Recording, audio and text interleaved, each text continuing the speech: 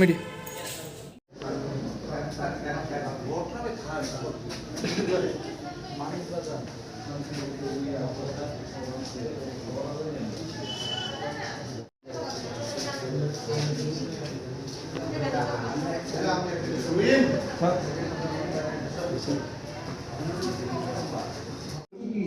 TPF enggak belai satu zakat.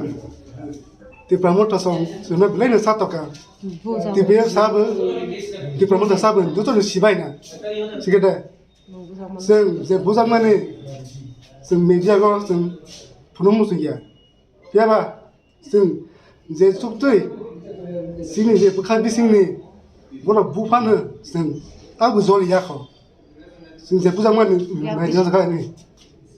Ang sai sunya ang jodoh numai kena ni sih kapal jaga orang zela tak perlu mai sunun bumane di promoter ara ang sai sunya yang besar ni yang tim dok ni bu pusang mani tak betul tu semua bukan kapal lah kami ini jaga ang sai sunya tek kita tongko ang masa tek kita karena kita kalau saya harus jaga baik so jodoh pusang mani tak sesuatu sorry ya kau so kunja tu juga orang jadi kau tu mana ke Sotis para, mana baca lain thang ni, tak kisah baca ketar dulu. Orang sekarang meeting kelai mana? কারো চিনতে পারছো নি মতর কেউ চিনতে পারছো bunai dona seng sini ke, sekedar jangan ni kalau ni lokal baru lok, suno ready ke tongsau, ada play ke, seng sia baru je, lalu tu payment sini dol ni tonggu, piapa, sering pay ke. Orang ni sendiri meeting khemar hono, orang ni pasar ni, ni tu sebenarnya permission lagi semua ke pai. Senang kan orang police tu, police tu sah sih buat bus ni. থানায় মামলা করছো নি Police ni kok kena ya. এখন থানায় মামলা করছো নি ব্যাপারে থানা ঘর তা এফআইআর খালি নাই তো Ini siapa sih kaya siapa?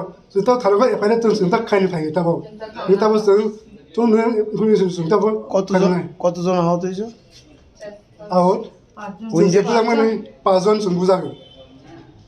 Sini bukan mana sini jatuh ni tahu sini apa sini tahu kaya pai. Teliamura PSR আন্ডারে মানিক বাজারের কাছে সতীশ পাড়াতে টিপিএফ পার্টি তারা পলিটিক্যাল প্রোগ্রাম করছিল স্ট্রেট কর্নার তখন হঠাৎ করে অপরিচিত কিছু লোক তাদের উপর আক্রমণ করে সঙ্গে সঙ্গে পুলিশ ইন্টারফেয়ার করে এবং